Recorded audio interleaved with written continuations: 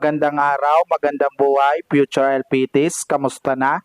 Nagsimula ka na bang mag-review bilang paghahanda sa paparating na Board Licensure Examination for Professional Teachers? Kung oo ang sagot mo, magkomento sa ibaba sa comment section. Ano ang pangalan mo at saan ka nanggaling?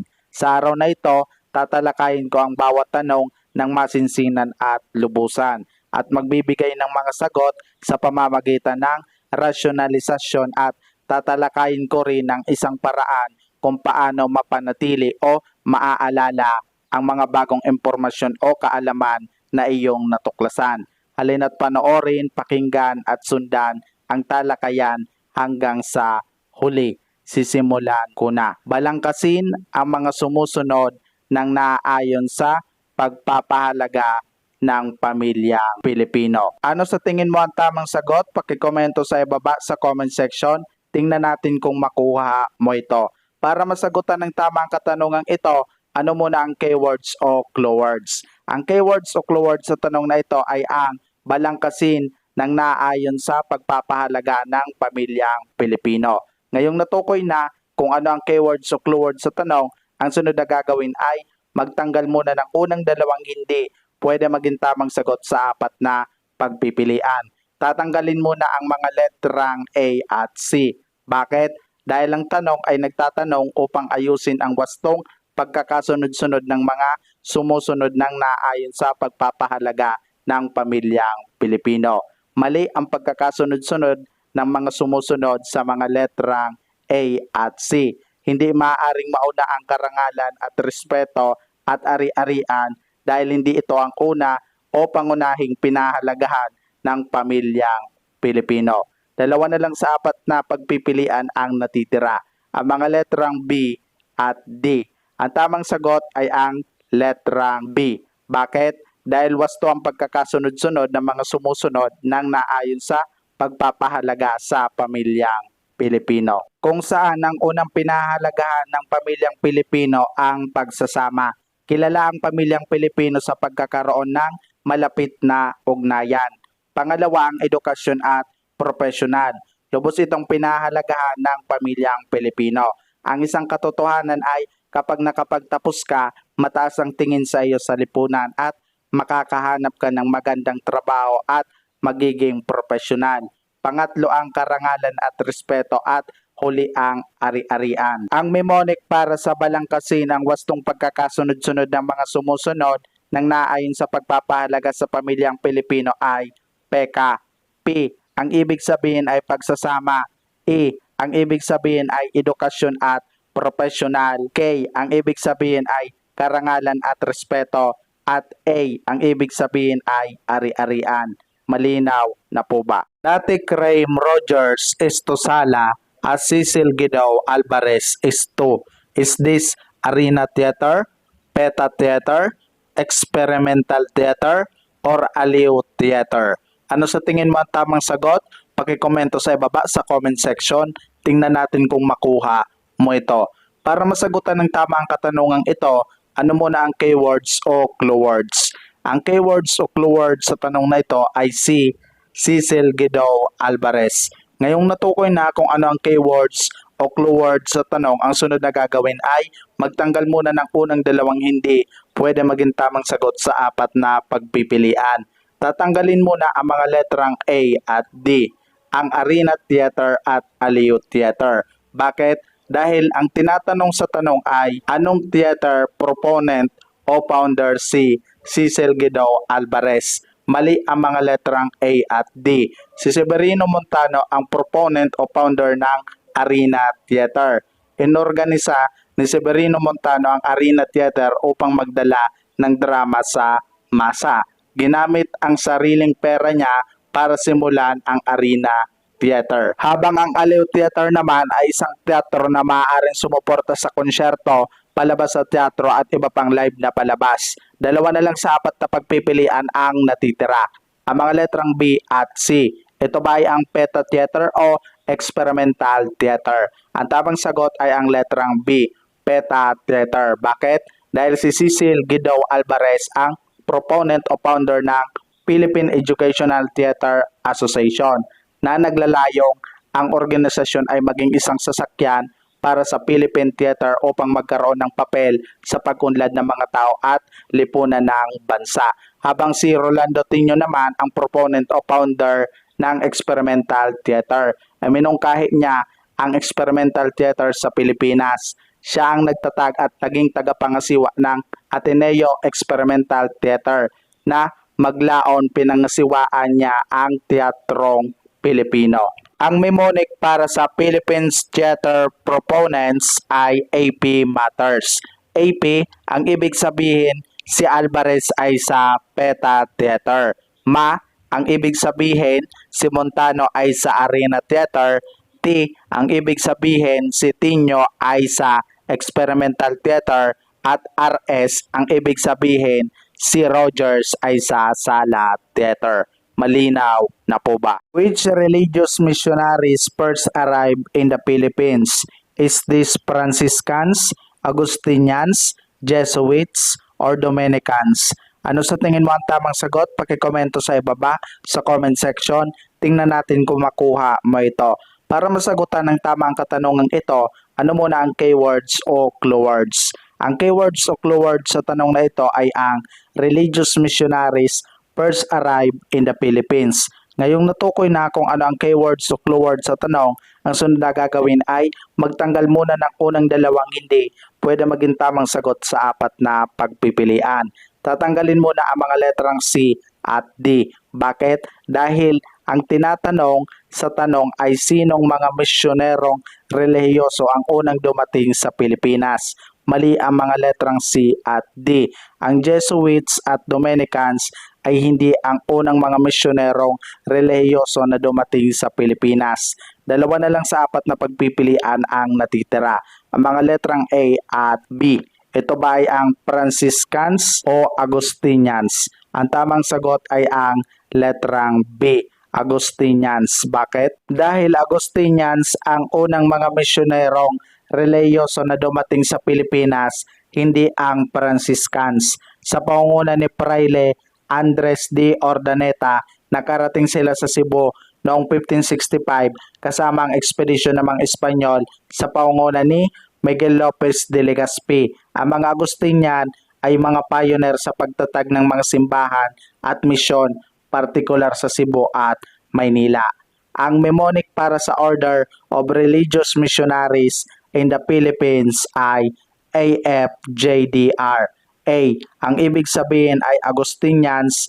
F, ang ibig sabihin ay Franciscans. J, ang ibig sabihin ay Jesuits. D, ang ibig sabihin ay Dominicans. At R, ang ibig sabihin ay Recollects. Malinaw na po ba? Arrange the following edifice in chronological order. Ano sa tingin mo ang tamang sagot? Pakikomento sa ibaba sa comment section. Tingnan natin kung makuha mo ito. Para masagutan ng tamang katanungan ito, ano muna ang keywords o clue words? Ang keywords o clue words sa tanong na ito ay ang arrange the following edifice. Ngayon natukoy na kung anong keywords o clue words sa tanong. Ang sunod na gagawin ay magtanggal muna ng unang dalawang hindi pwede maging tamang sagot sa apat na pagpipilian. Tatanggalin muna ang mga letrang A at C. Bakit? Dahil ang tinatanong sa tanong ay ayusin ang mga ibinigay na edipesyo sa magkakasunod na pagkakasunod-sunod. Mali ang pagkakasunod-sunod na mga pangyayari sa mga letrang A at C. Hindi maaaring mauna ang MacArthur's Landing in Leyte at Sebastian Church sa pagkakasunod-sunod na mga ibinigay na pangyayari. Dalawa na lang sa apat na pagpipilian ang natitira. Ang mga letrang B at D. Ang tamang sagot ay ang letrang B. Bakit? Dahil wasto ang pagkakasunod-sunod na mga pangyayari. Kung saan nauuna ang Fort Santiago. Ang Fort Santiago ay itinayo noong panahon ng kolonyal na Espanyol na nauna sa iba pang mga edipesyo. Pangalawa ang University of Santo Tomas at pangatlo ang San Sebastian Church at panghuli ang MacArthur's Landing in Leyte. Ang mnemonic para sa edifice in chronological order ay POSMAC. F, ang ibig sabihin ay Fort Santiago. U, ang ibig sabihin ay University of Santo Tomas. S, ang ibig sabihin ay San Sebastian Church. At MAC, ang ibig sabihin ay MacArthur's Landing in Leyte. Malinaw na po ba? What is the highest taxonomic level? Is this genus, species, kingdom, or domain? Ano sa tingin mo ang tamang sagot? Pakikomento sa ibaba sa comment section. Tingnan natin kung makuha mo ito. Para masagutan ng tamang katanungan ito, ano muna ang keywords o clue words? Ang keywords o clue words sa tanong na ito ay ang highest taxonomic level. Ngayong natukoy na kung ano ang keywords o clue words sa tanong, ang sunod na gagawin ay magtanggal muna ng unang dalawang hindi pwede maging tamang sagot sa apat na pagpipilian. Tatanggalin muna ang mga letrang A at B. Bakit? Dahil ang tinatanong sa tanong ay alin ang pinakamataas na antas sa taxonomy. Mali ang mga letrang A at B. Ang genus at species ay hindi ang pinakamataas na antas ng biological classification. Ang genus ay ang pangalawa sa pinakamababang antas ng level of classification, habang ang species naman ay ang pinakamababang antas ng biological classification. Dalawa na lang sa apat na pagpipilian ang natitira. Ang mga letrang C at D.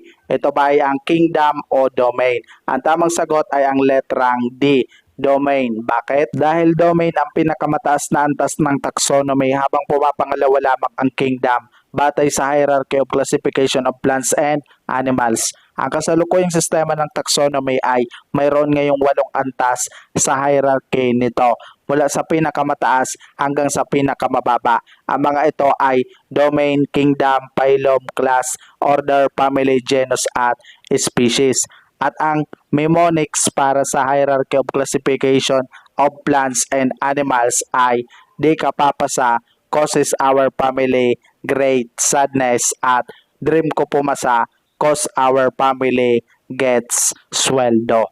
Malinaw na po ba? Which orders of precedence correctly applies to the Philippine history? Ano sa tingin mo ang tamang sagot? Pakikomento sa ibaba sa comment section. Tingnan natin kung makuha mo ito. Para masagutan ng tamang katanungang ito, ano muna ang keywords o clue words? Ang keywords o clue words sa tanong na ito ay ang orders of precedence applies to the Philippine history. Ngayong natukoy na kung ano ang keywords o clue words sa tanong, ang sunod na gagawin ay magtanggal muna ng unang dalawang hindi pwede maging tamang sagot sa apat na pagpipilian. Tatanggalin muna ang mga letrang A at C. Bakit? Dahil ang tinatanong sa tanong ay alin sa mga pagpipilian ang wastong pagkakasunod-sunod ng mga presidente ng Pilipinas batay sa kasaysayan. Mali ang pagkakasunod-sunod ng mga presidente sa mga letrang A at C. Hindi maaaring mauna si Carlos Garcia at Diosdado Macapagal kaysa sa ibang mga nabanggit batay sa kasaysayan ng Pilipinas. Dalawa na lang sa apat na pagpipilian ang natitira, ang mga letrang B at D. Ang tamang sagot ay ang letrang B. Bakit? Dahil wasto ang pagkakasunod-sunod ng mga pangulo batay sa kasaysayan ng Pilipinas, kung saan una si Manuel Rojas, pangalawa si Carlos Garcia, pangatlo si Diosdado Macapagal at huli si Ferdinand Marcos. Ang mnemonic para sa orders of the presidents applies to the Philippine history ay Aquilor, Kimagmak, Maria, Duterte, BBM. Narito ang listahan ng wastong pagkakasunod-sunod ng mga pangulo batay sa kasaysayan ng Pilipinas: Aguinaldo, Quezon, Laurel, Osmeña, Rojas, Quirino, Magsaysay, Garcia, Macapagal, Marcos, Aquino, Ramos, Estrada, Arroyo, Aquino III, Duterte, at Marcos Jr. Malinaw na po ba? Below are the ships that was used by Magellan's expedition except. Is this Trinidad, San Juan, San Antonio, or Victoria? Ano sa tingin mo ang tamang sagot? Pakikomento sa ibaba sa comment section.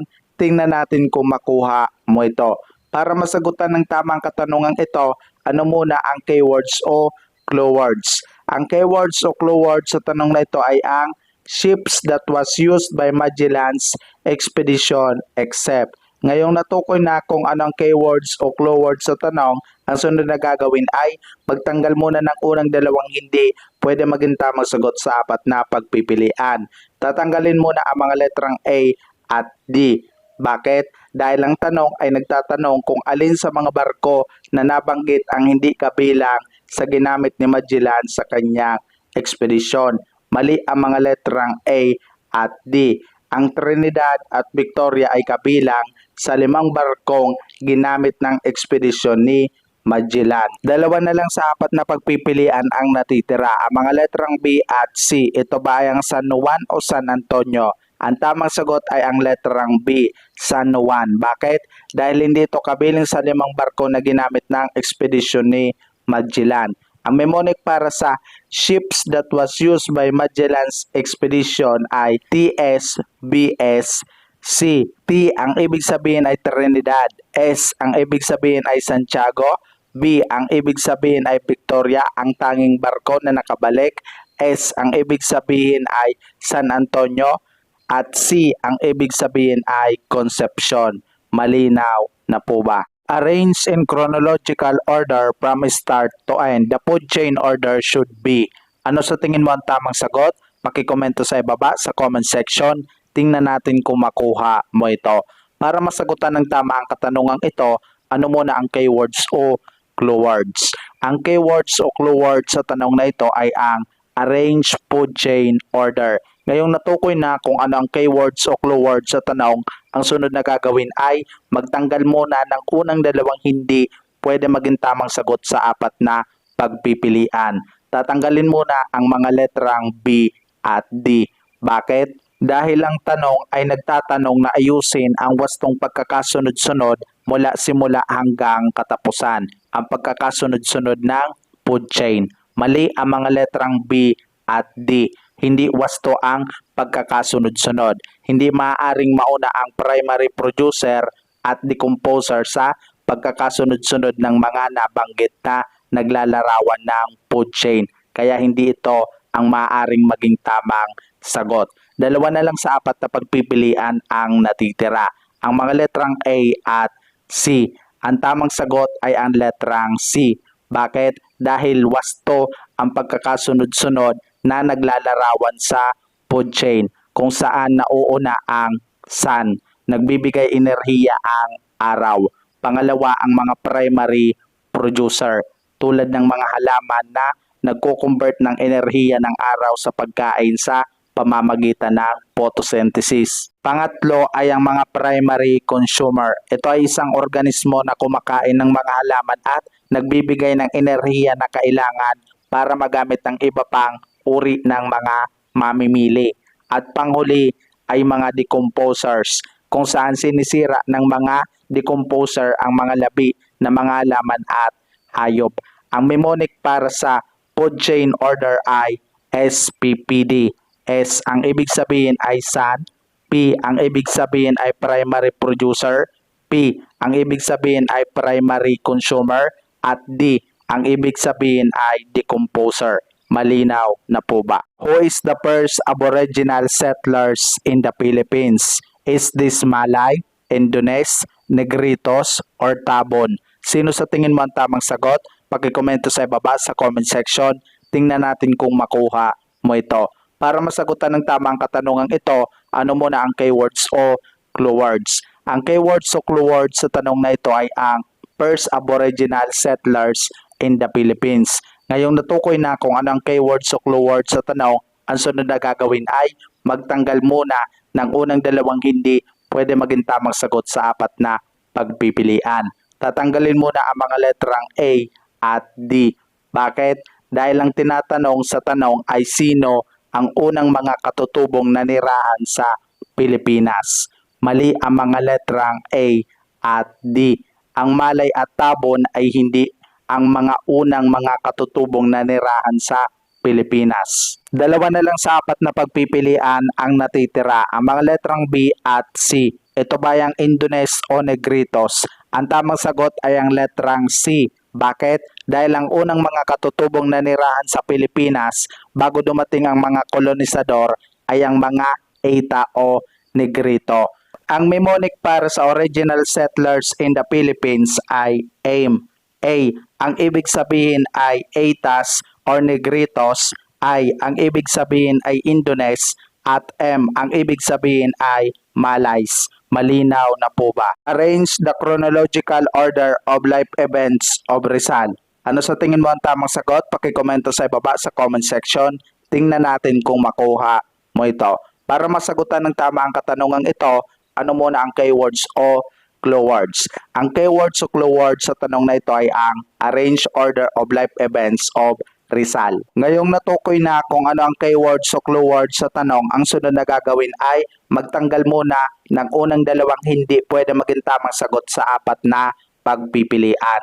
Tatanggalin muna ang mga letrang A at D. Bakit? Dahil ang tanong ay nagtatanong upang ayusin ang wastong pagkakasunod-sunod na mga pangyayari sa buhay ni Rizal. Mali ang mga letrang A at D. Hindi maaari na mauna ang execution ng Bagong Bayan at exile in Dapitan sa mga nabanggit. Hindi pa nga ipinapanganak, papatayin na at itatapon agad. Ang natitira na lang sa apat na pagpipilian ay ang mga letrang B at C. Ang tamang sagot ay ang letrang B. Bakit? Dahil wasto ang pagkakasunod-sunod sa mga pangyayari sa buhay ni Rizal, kung saan ang pinakaunang dapat na mangyari sa buhay ni Jose Rizal ay ang birth in Calamba. Isilang muna siya sa Calamba bago ang kung ano-ano pa man na kaganapan. Pangalawa, ang Spanish education at Ateneo de Municipal. Pangatlo, ang Route El Filibusterismo in Ghent, Belgium. Pang-apat, ang execution in Bagong Bayan at panghuli ang exile in Dapitan. Ang mnemonic para sa Order of Life Events of Rizal ay BSWEE. B, ang ibig sabihin ay birth at Calamba. S, ang ibig sabihin ay Spanish education at Ateneo de Municipal. W, ang ibig sabihin ay Route El Filibusterismo in Ghent, Belgium. E, ang ibig sabihin ay execution in Bagong Bayan. At E, ang ibig sabihin ay exile in Dapitan.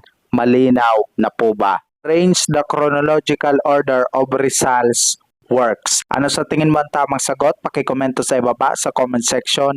Tingnan natin kung makuha mo ito.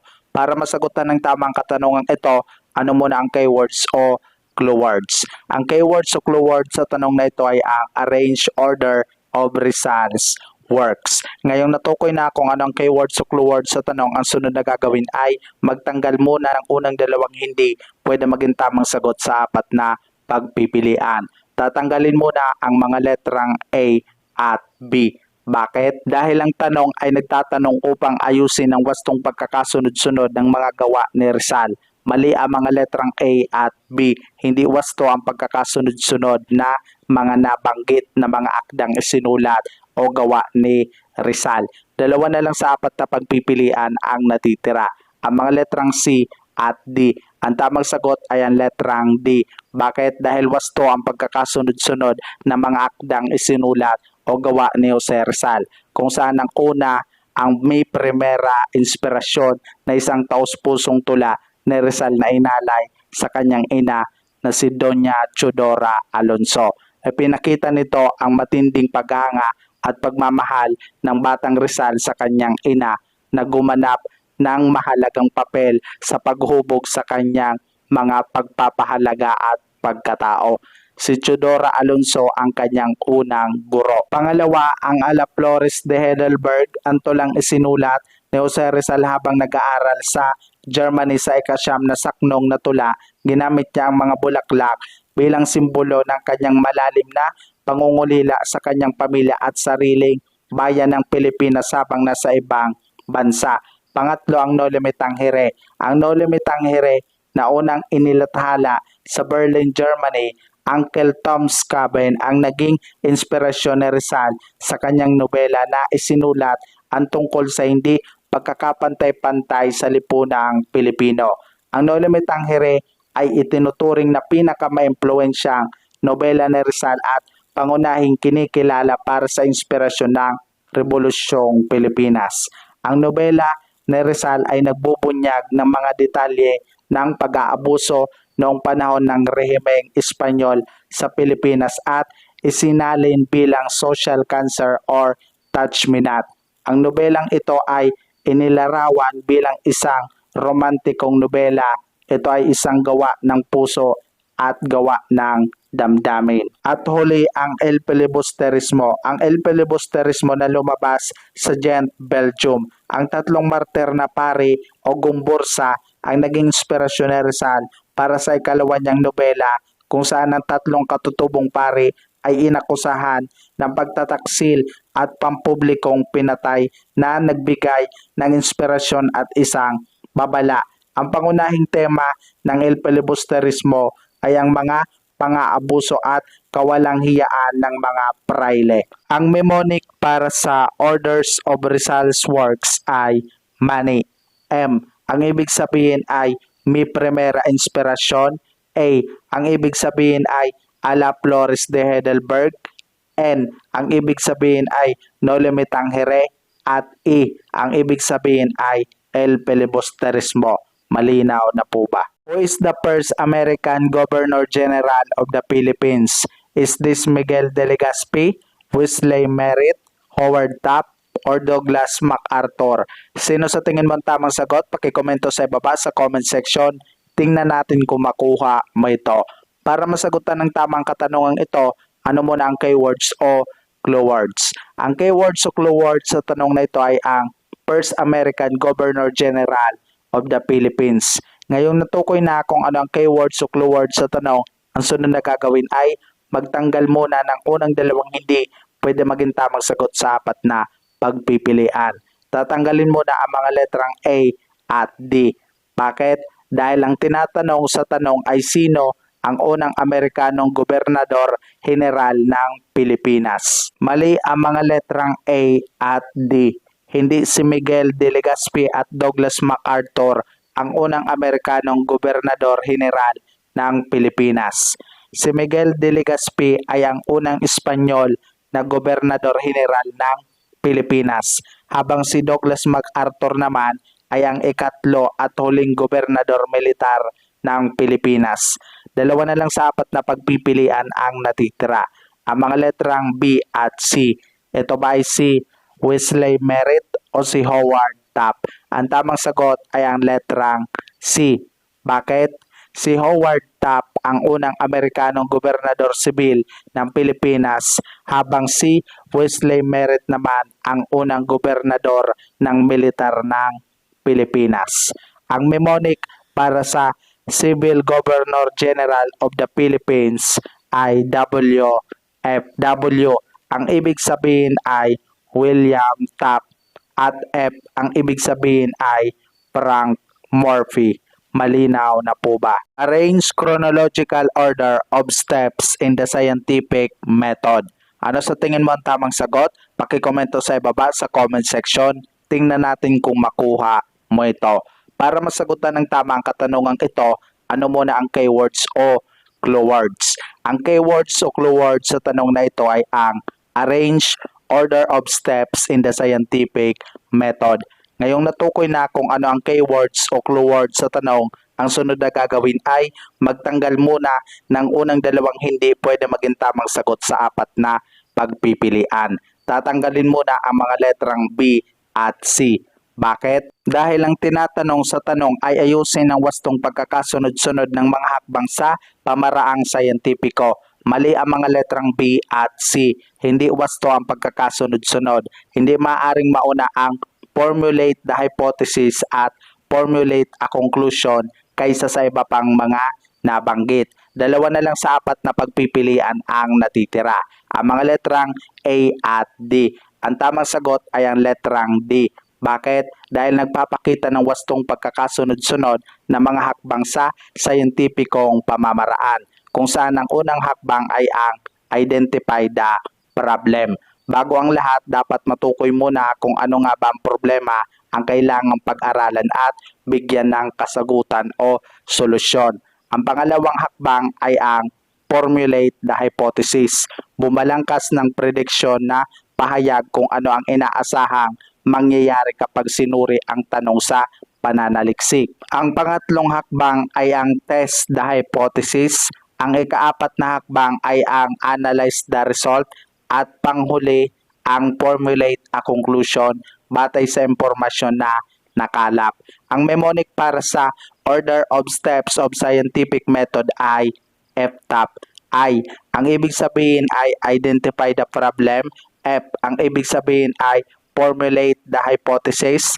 T. Ang ibig sabihin ay test the hypothesis. A. Ang ibig sabihin ay analyze the result.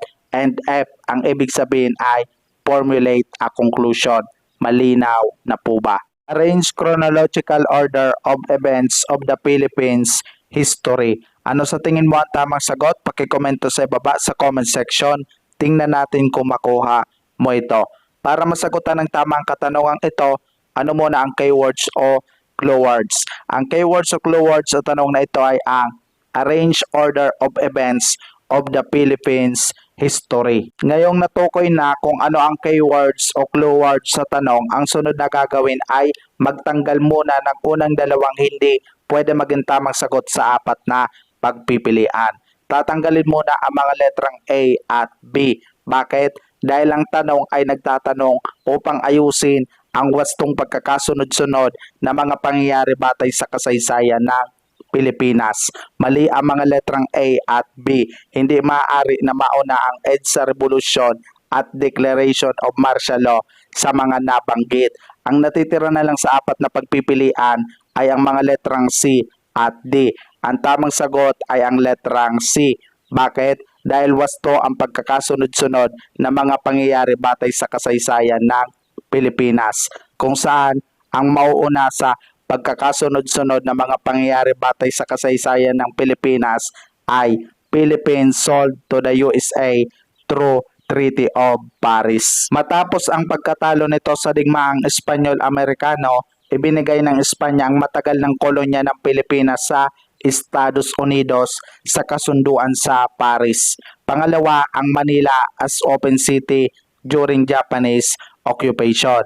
Ang Maynila ay idineklara na bukas na lungsod ni US General Douglas MacArthur noong panahon ng pagsalakay ng mga Hapones sa Pilipinas. Gayunpaman, ginamit pa rin ng sandatahang lakas ng Estados Unidos ang lungsod para sa mga layuning pang-logistic, kaya naman hindi pinansin ng Imperial Japanese Army ang deklarasyon at binumba ang lungsod. Pangatlo, ang Declaration of Martial Law. Ang yumaong Pangulong Ferdinand Marcos ay pumunta sa telebisyon upang ipahayag ang proklamasyon bilang 1081 na nagtatag ng isang estado ng batas militar sa Pilipinas.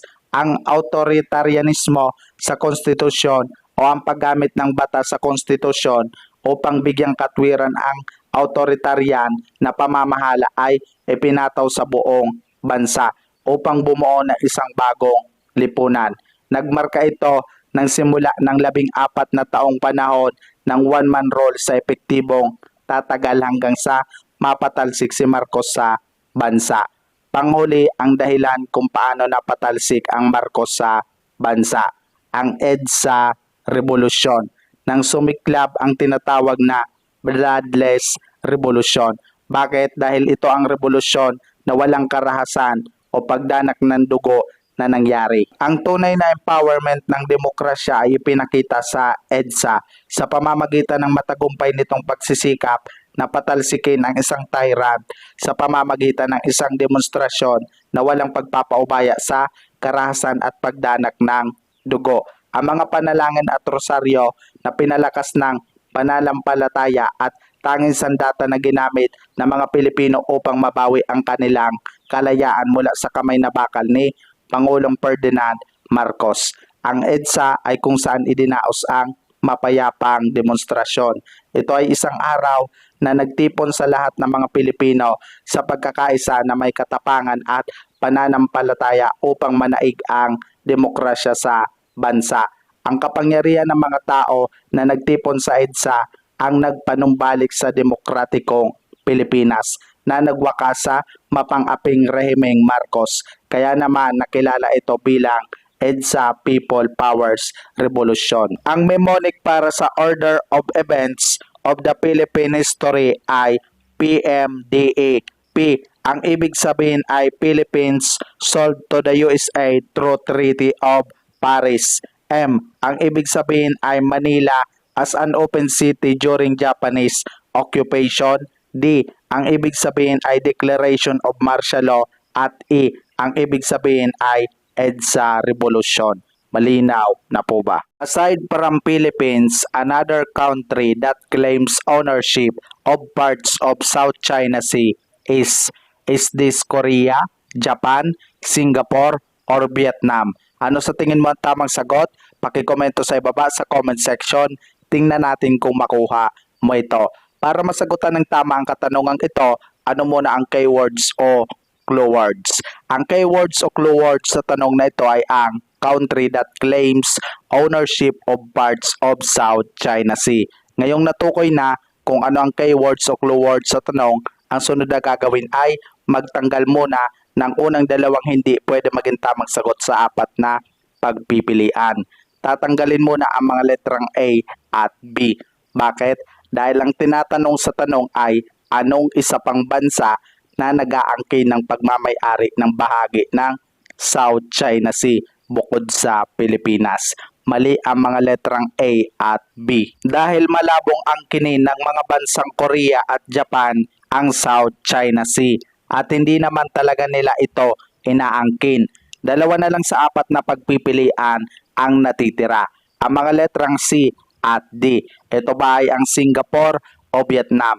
Ang tamang sagot ay ang letrang D. Bakit?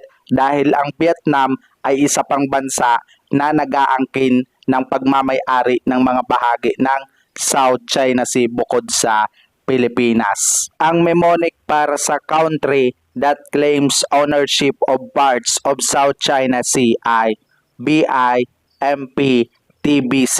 B, ang ibig sabihin ay Brunei. I, ang ibig sabihin ay Indonesia. M, ang ibig sabihin ay Malaysia. P, ang ibig sabihin ay Philippines. T, ang ibig sabihin ay Taiwan. B, ang ibig sabihin ay Vietnam. At C, ang ibig sabihin ay China. Malinaw na po ba? Which of the following is the proper sequence of a water cycle? Ano sa tingin mo ang tamang sagot? Pakikomento sa ibaba sa comment section. Tingnan natin kung makuha mo ito. Para masagutan ng tama ang katanungang ito, ano muna ang keywords o clue words? Ang keywords o clue words sa tanong na ito ay ang proper sequence of a water cycle.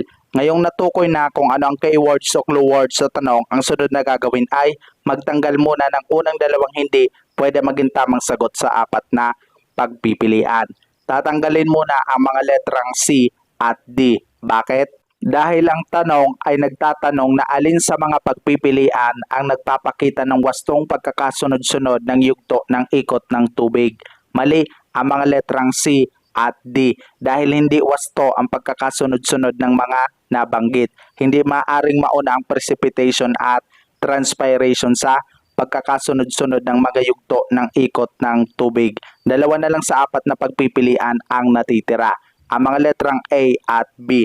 Ang tamang sagot ay ang letrang B. Bakit? Dahil wasto ang pagkakasunod-sunod ng mga yugto ng ikot ng tubig kung saan nauuna ang evaporation. Ang evaporation ay ang proseso na nagbabago ng likidong tubig sa gaseous na tubig. Pangalawa, ang condensation. Ang condensation ay ang proseso ng pagbabalik ng singaw ng tubig sa likidong tubig. Pangatlo, ang precipitation. Ang precipitation ay tubig na inilalabas mula sa mga ulap sa anyo ng ulan. Nagyayelong ulan, sleet, snow o granizo. Ang pag-ulan ay ang pangunahing paraan ng pagbabalik ng tubig sa atmosfera sa ibabaw ng Earth. Karamihan sa precipitation ay bumabagsak bilang ulan. Pang-apat, ang transpiration. Ang transpiration ay tinutukoy bilang ang paggalaw ng tubig sa alinman sa tatlong anyo nito sa pamamagitan ng atmosfera. At huli, ang collection. Ang collection ay ang yugto ng ikot ng tubig kung saan ang tubig ay pansamantalang kinokolekta at iniimbak habang bumabalik ang tubig sa ibabaw ng Earth. Dadaloy ito sa ating mga ilog, sapa, lawa at glacier. Ang mnemonics para sa proper sequence of water cycle ay ECPTC. E, ang ibig sabihin ay evaporation. C, ang ibig sabihin ay condensation. P, ang ibig sabihin ay precipitation. T, ang ibig sabihin ay transpiration. At C, ang ibig sabihin ay collection. At easy first. E. Ang ibig sabihin ay evaporation. C. Ang ibig sabihin ay condensation. P. Ang ibig sabihin ay precipitation. I. Ang ibig sabihin ay infiltration. R. Ang ibig sabihin ay runoff.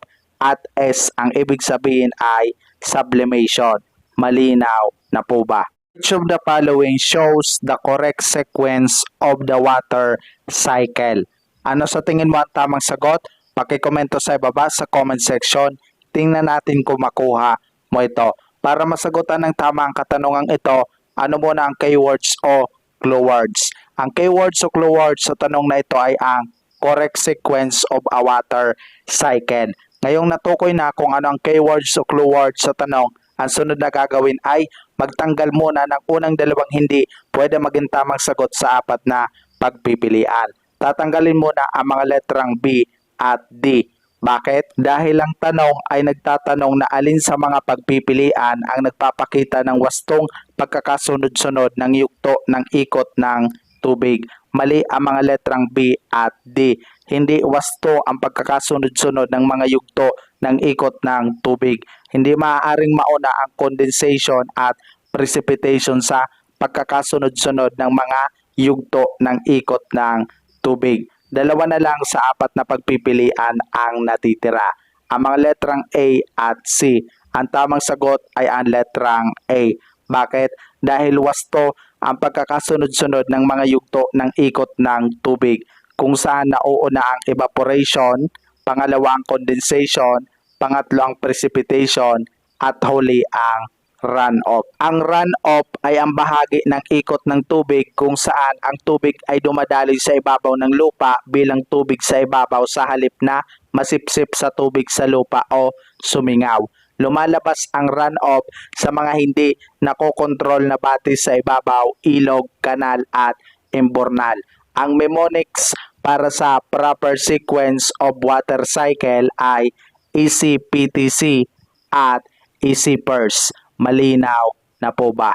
Arrange the chronological order of major levels of linguistics. Ano sa tingin mo ang tamang sagot? Pakikomento sa ibaba sa comment section. Tingnan natin kung makuha mo ito. Para masagutan ng tama ang katanungang ito, ano muna ang keywords o clue words? Ang keywords o clue words sa tanong na ito ay ang arrange order of major levels of linguistics. Ngayong natukoy na kung ano ang keywords o clue words sa tanong, ang sunod na gagawin ay magtanggal muna ng unang dalawang hindi pwede maging tamang sagot sa apat na pagpipilian. Tatanggalin muna ang mga letrang C at D. Bakit? Dahil ang tanong ay nagtatanong upang ayusin ang wastong pagkakasunod-sunod ng pangunahing antas ng linguistika. Mali ang mga letrang C at D. Hindi wasto ang pagkakasunod-sunod ng pangunahing antas ng linguistika. Hindi maaaring mauna ang morphology o syntax sa pagkakasunod-sunod ng mga antas ng linguistika. Dalawa na lang sa apat na pagpipilian ang natitira. Ang mga letrang A at B. Ang tamang sagot ay ang letrang A.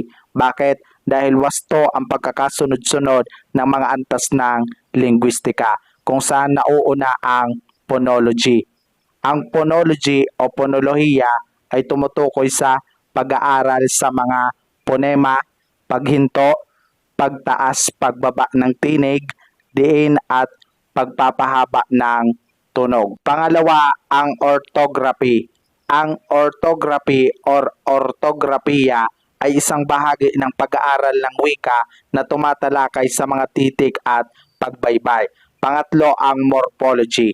Ang morphology o morpolohiya ay pag-aaral ng mga morpema ng isang wika at ng pagsasama-sama ng mga ito upang makabuo ng salita o ang pag-aaral sa pagbuo ng mga salita sa pamamagitan ng iba't ibang morpema.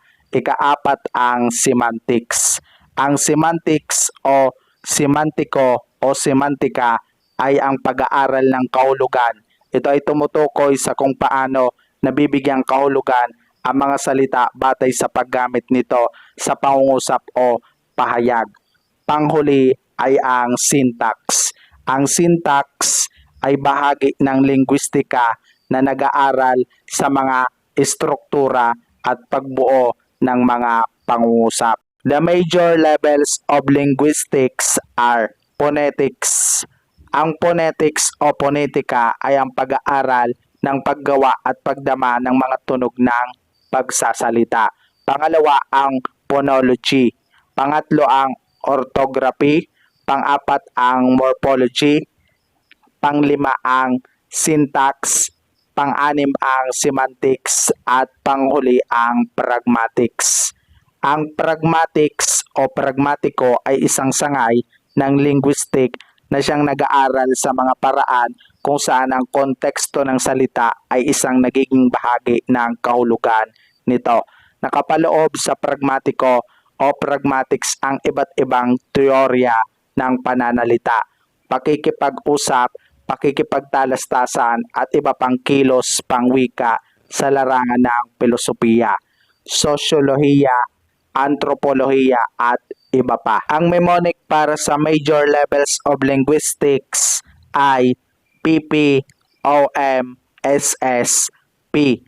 P ang ibig sabihin ay phonetics, P ang ibig sabihin ay phonology, O ang ibig sabihin ay orthography, M ang ibig sabihin ay morphology, S ang ibig sabihin ay syntax, S ang ibig sabihin ay semantics, at P ang ibig sabihin ay pragmatics. Malinaw na po ba? What is the correct order of the stages of mitosis?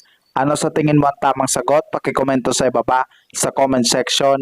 Tingnan natin kung makuha mo ito. Para masagutan ng tama ang katanungang ito, ano muna ang keywords o clue words? Ang keywords o clue words sa tanong na ito ay ang correct order of the stages of mitosis. Ngayong natukoy na kung ano ang keywords o clue words sa tanong, ang sunod na gagawin ay magtanggal muna ng unang dalawang hindi pwede maging tamang sagot sa apat na pagpipilian. Tatanggalin muna ang mga letrang C at D. Bakit? Dahil ang tanong ay nagtatanong na alin sa mga pagpipilian ang wastong pagkakasunod-sunod ng stages of mitosis. Mali ang mga letrang C at D. Hindi wasto ang pagkakasunod-sunod. Hindi maaaring mauna ang anaphase at telophase sa pagkakasunod-sunod ng stages of mitosis. Dalawa na lang sa apat na pagpipilian ang natitira, ang mga letrang A at B. Ang tamang sagot ay ang letrang A. Bakit? Dahil wasto ang pagkakasunod-sunod ng stages of mitosis. Ang mitosis ay isang uri ng cell division kung saan ang isang cell ay nahati upang makabuo ng dalawang bagong selula na genetically identical sa sarili nito. Sa konteksto ng cell cycle, ang mitosis ay ang bahagi ng proseso ng paghahati kung saan ang DNA ng nucleus ng cell ay nahahati sa dalawang pantay na hanay ng mga chromosome. Ang mitosis ay binubuo ng apat na pangunahing yugto: prophase, metaphase, anaphase at telophase. Ang ilang mga aklat-aralin ay naglilista ng 5. Ang paghahati ng prophase sa isang maagang yugto tinatawag na prophase at isang huling bahagi tinatawag na prometaphase. Ang mga phase na ito ay nangyayari sa mahigpit na pagkakasunod-sunod at ang cytokinesis ang proseso ng paghahati ng mga nilalaman ng cell upang makagawa ng dalawang bagong mga cell ay nagsisimula sa anaphase at telophase. Ang prophase ay ang unang yugto ng paghahati ng cell bago ang metaphase kung saan makikita ang mga chromosome bilang magkaparis na chromatids at nawawala ang nuclear envelope. Kasama sa unang prophase ang meiosis, ang dibisyon ng pagbawas. Ang metaphase ay ang ikalawang yugto ng paghahati ng cell sa pagitan ng prophase at anaphase, kung saan ang mga chromosome ay nakakabit sa mga hibla ng spindle. Ang anaphase ay ang yugto ng cell cycle kung saan ang mga duplicated na chromosome ay naghihiwalay at lumilipat patungo sa magkabilang poste ng cell. At ang telophase ay ang huling yugto ng paghahati ng cell kung saan ang mga chromatids o chromosome ay lumilipat sa magkabilang dulo ng cell at nabuo ang dalawang nuclei. Ang mnemonic para sa order of stages of mitosis ay PROMAT. Pro, ang ibig sabihin ay prophase, M, ang ibig sabihin ay metaphase, A, ang ibig sabihin ay anaphase, at T ang ibig sabihin ay telephase. Malinaw na po ba? I want to help my reviewer retain new information. Which one will I use?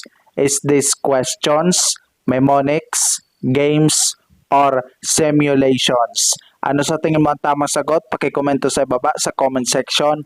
Tingnan natin kung makuha mo ito. Para masagutan ng tama ang katanungang ito, ano muna ang keywords o clue words? Ang keywords o clue words sa tanong na ito ay ang retain new information. Ngayong natukoy na kung ano ang keywords o clue words sa tanong, ang sunod na gagawin ay magtanggal muna ng unang dalawang hindi pwede maging tamang sagot sa apat na pagpipilian. Tatanggalin muna ang mga letrang A at C. Bakit? Dahil ang tanong ay nagtatanong kung alin sa mga pagpipilian ang gagamitin para matulungang mapanatili sa isipan o madaling maalala ang mga bagong impormasyon na matutuklasan o matututuhan ng reviewee. Mali ang mga letrang A at C. Ang questions at games ay hindi angkop na gamitin bilang memory aids o mapanatili at madaling maalala ang impormasyon. Ang kahulugan ng questions ay isang pangungusap na binigkas o ipinahayag upang makakuha ng impormasyon.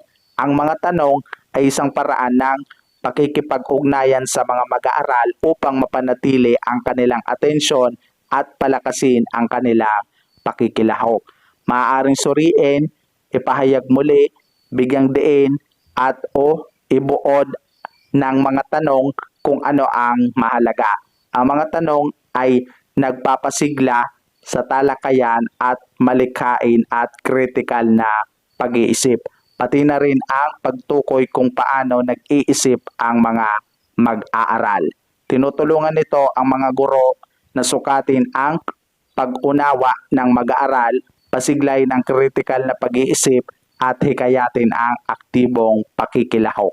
Habang ang games naman ay isang nakabalangkas na uri ng paglalaro, kadalasang ginagawa para sa libangan o kasiyahan at kung minsan ay ginagamit bilang isang tool na pang-edukasyon. Makakatulong ang games sa mga mag-aaral na bumuo ng mga soft skill tulad ng pakikipagtulungan, paglutas ng problema, memorya, pagpapalaga sa sarili at multitasking. Sa konteksto ng larong pang-edukasyon, ang mga mag-aaral ay nagtutulungan o nag-iisa sa paglutas ng mga problemang nauugnay sa paksa ng klase. Ang natitira na lang sa apat na pagpipilian ay ang mga letrang B at D. Ito ba ay ang mnemonics o simulations? Ang tamang sagot ay ang letrang B, mnemonics. Bakit? Dahil ang mnemonics ay mga tulong sa memorya na gumagamit ng partikular na pamamaraan at sistema upang mapahusay ang pag-aaral at memorya.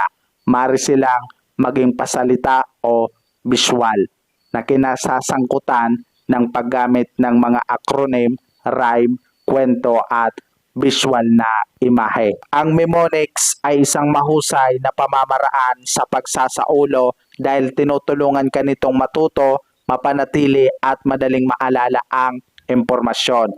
Sa madaling salita, ang iyong utak ay nag-i-encode, nag-i-imbak at kumukuha ng mga alaala.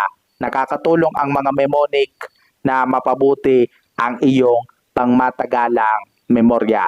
Habang ang kahulugan naman ng simulations ay panggagaya sa isang sitwasyon o proseso. Kadalasan ang layunin ng simulation ay upang maghanda para sa isang inaasahang kaganapan tulad ng isang earthquake drill na naghahanda para sa isang tunay na lindol. Malinaw na po ba? Yan na muna para sa talakayan ngayon. Salamat sa panonood hanggang dulo. Kung nakita mong kapaki-pakinabang ang video na ito, mangyaring huwag kalimutan mag-subscribe sa channel na ito.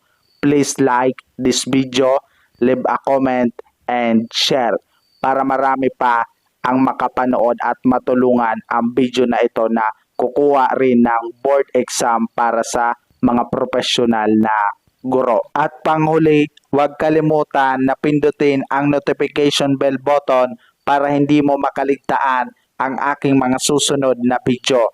Magkita-kita tayong muli sa susunod